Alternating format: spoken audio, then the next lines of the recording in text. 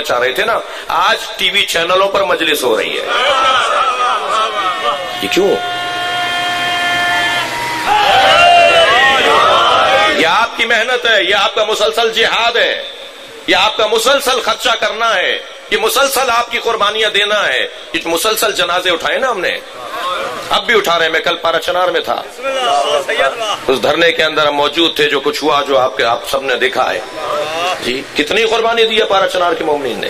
آج مجھے بڑی تکلیف ہوئی ہے. اور یہ جان مقبول ایک صحافی ہے، اس نے ابھی کوئی بیان چلایا ہے کہ جی مختلف ایجنسیوں میں اور شمالی وزیرستان میں جب آپریشن ہو رہا تھا تو یہ لوگ خوش تھے، اب پارا چنار میں آپریشن ہو رہا ہے تو یہ ماتم کر رہے ہیں اور شام غریبہ منا رہے ہیں. یہ اس کا بیان ہے آج کا. ہم نے پارا چنار کے آپریشن پہ تو بات ہی نہیں کی ہے. پارا چنار میں آپریشن کرتے کیوں نہیں ہو؟ پارا چنار میں آپریشن نہیں ہو رہا، دھماکے ہو رہے ہیں. ایک سال میں 4 دھماکے ہوئے پارا چنار میں، 250 مومنین شہید ہوئے 2017 میں. ایک گھر سے جب میں کل ہم وہاں چیک دے رہے تھے، لوگوں کے ساتھ ہمدردی کر رہے تھے، جو ہم سے خدمت تھی جو کر رہے تھے ہم وارثوں کو، شہداء کی فیملیز کو، تو ایک گھر سے 4 جنازے اٹھے. اس کا باپ موجود تھا، اس نے کہا 2 بیٹے 2 پوتے. آپ ذرا تصور تو کریں کتنی قربانی دی اس علاقے نے. آپریشن کہاں ہو رہا ہے؟ آپریشن کیوں نہیں کر رہے؟ کرو نا آپریشن. ایرانیوں نے کیمپ بنائے ہوئے ہیں وہاں، اور یہ شام لے جاتے ہیں جہاد کرنے کے لیے. جب افغانستان تم بھیج رہے تھے، جب تمہیں یاد نہیں تھا؟ اول تو میں اس کی تردید کرتا ہوں، کوئی ایرانی کیمپ نہیں ہے وہاں پر، ہمیں ضرورت ہی نہیں ہے. ہمارے مجتہدین نے بہت پہلے، سید حسن نصر اللہ نے بہت پہلے اعلان کر دیا تھا کہ ہمیں افرادی طاقت نہیں چاہیے. سید حسن نصر اللہ نے جب یہ اسرائیل سے جھگڑا ہوا تھا، یہ جو 30-31 دن کی جنگ ہوئی تھی، یہ جو کربلا کے اوپر اور عراق کے اوپر امریکی فوجوں نے چڑھائی کی تھی، اس وقت حضرت آیت اللہ سیستانی سے پوچھا گیا تھا، انہوں نے اعلان کر دیا خبردار کوئی فرد کسی ملک سے نہ آئے، یہ پہلے عراقی شیعوں کو ختم کر کے دکھائیں، پھر ضرورت پڑے گی. ہمارے کسی عالم نے اعلان نہیں کیا ہے، ہمارے کسی بزرگ نے نہیں مانگا کہ وہاں سے کوئی افرادی طاقت آئے. انہوں نے اگر ہم سے مانگا تو مانگا کہ جب مجلس کر رہے ہو، آنکھوں میں آنسو آ رہے ہو، تو ہمارے لیے دعا ضرور کرنا. اگر ہم سے مانگا تو انہوں نے یہ مانگا، دعائے جوشن کبیر ہمارے لیے پڑھ دو، حدیث قصہ ہمارے لیے پڑھ دو، دعائے کمیل ہمارے لیے پڑھ دو. یہ چیزیں ہم سے انہوں نے مانگی تھی. کوئی کیمپ ویمپ نہیں ہے. آپ آپریشن کیوں نہیں کرتے؟ لیکن اتنا میں آپ کو عزیز و عرض کرتا ہوں، آگے بڑھوں، کہ یہ جو ماحول ہے نا پاکستان کا، اس ماحول میں جتنی سمجھداری کا ثبوت آپ شیعہ نے حیدر کرار نے دیا ہے، جو حکمران طبقہ، جو سیاستدان طبقہ، جو مسلسل بڑے فورموں پر اور صاحبان اختیار منصبوں پر اور کرسیوں پر بیٹھنے والے لوگ ہیں، وہ اس بات کو مانتے ہیں. نہیں مانتے تو ماننا ہوگا. شریف ترین قوم، سمجھدار ترین قوم، ہوشیار ترین قوم. مجلس میں ہمارے راجہ صاحب تشریف فرما ہو رہے ہیں.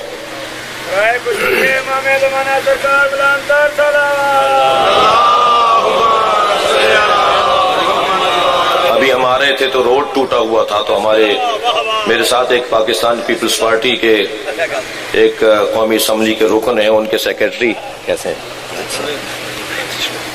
ادھر آ جائیے. تو وہ کہنے لگے کہ جی جو یہ راجہ صاحب کا علاقہ ہے، یہاں روڈ کیوں ٹوٹا ہوا ہے؟ کوئی بات نہیں، بسم اللہ، بن جائے گا انشاءاللہ. یہ خدمت گزار اور یہ اپنے علاقے کا خیال رکھنے والے لوگ یقیناً اپنے علاقے کے لوگوں سے دعائیں لیں گے. ہماری تصویر اوروں سے بہت بہتر ہے. جی مجھے بتایا، یہ جواب دیا مجھے، انہوں نے جواب دیا جی. تو یہ مجلس میں میرا، آپ کا، راجہ صاحب کا، کسی کا آنا مجلس پہ احسان نہیں ہے. تھوڑا سا ہاں ہوں کریں میرے ساتھ. یہ مجلس کا ہم پر احسان ہے کہ اس نے ہمیں عزت دی. یہ امام حسین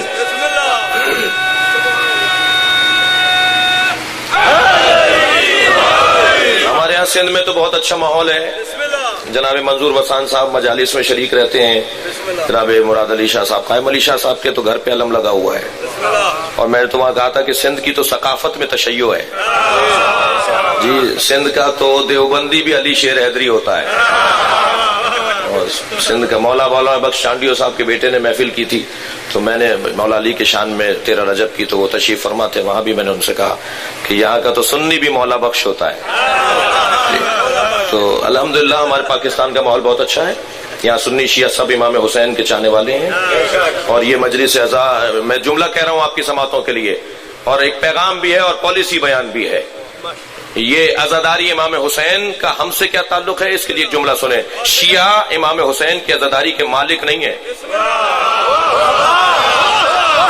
شیعہ امام حسین کی عزاداری کے مالک نہیں ہے، نوکر ہیں، اور نوکروں کو اپنی اوقات پہ رہنا چاہیے، مالک کے مہمانوں کا خیال رکھنا چاہیے، یہ ذکر کسی کی ملکیت نہیں ہے، اور حسین تو کہتے ہی اسے ہیں جس کو ہر عاشق چاہتا ہے،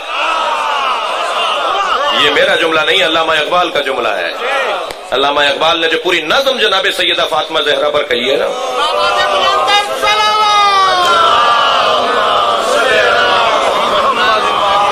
علامہ اقبال کی پوری نظم میں نہیں سنانے جا رہا، لیکن پورا قصیدہ ہے فارسی میں علامہ اقبال کا، بی بی فاطمہ زہرا کے اوپر سلام اللہ علیہا، وہ فرماتے ہیں کہ مادر آن مرکز پرکار عشق، یہ اس حسین کی ماں ہے جو ہر عشق کے دائرے کا مرکز ہے، اور مادر آن مرکز پرکار عشق، مادر آن کاروان سالار عشق، ہر کاروان عشق کا سالار حسین، جملہ سنیں گے، ہماری تصویر دوسروں سے بہت بہتر ہے، ہم امام بارگاہ علیحدہ بناتے ہیں، مسجد علیحدہ بناتے ہیں، تھک تو نہیں رہنا آپ حضرات، ہم امام بارگاہ علیحدہ بناتے ہیں، مسجد علیحدہ بناتے ہیں، کیوں؟ پیسے زیادہ ہیں آپ کے پاس، اور آپ کے امام بارگاہوں کی تعداد مسجد کی تعداد کے برابر ہے، مگر مشہور ہو جاتا ہے کہ مساجد و امام بارگاہوں کی سیکورٹی، یعنی مساجد سے مراد ہمارے بھائیوں کی مسجد ہے اور امام بارگاہ نیشیوں کے، جبکہ ہمارے یہاں مسجد بھی ہے، ایسا ہی ہے، مگر ہم علیحدہ علیحدہ کیوں بناتے ہیں، کیوں بناتے ہیں علیحدہ علیحدہ؟ میں عرض کر رہا تھا ننکانہ صاحب کے مزار پہ پہنچ گیا اسی ابا کے ساتھ، اسی میں جواب ہے، انہوں نے روک لیا، انہوں نے کہا جی سکھوں کے علاوہ تو کوئی اندر نہیں جائے گا، میں نے کہا جی آپ اپنے بڑوں کو جا کے بتائیے کہ محبان اہل بیت آئیں، یقین جانیے ان کے سارے پنڈت باہر آ گئے، سارے سکھ ان کے بڑے جو تھے وہ باہر آ گئے، ہاتھ جوڑ کے کہنے لگے آپ کے لیے دروازہ بند نہیں ہے، کیوں بند نہیں ہے آپ کے لیے دروازہ؟ اس لیے کہ آپ نے اپنی تصویر کو اچھا بنایا ہے،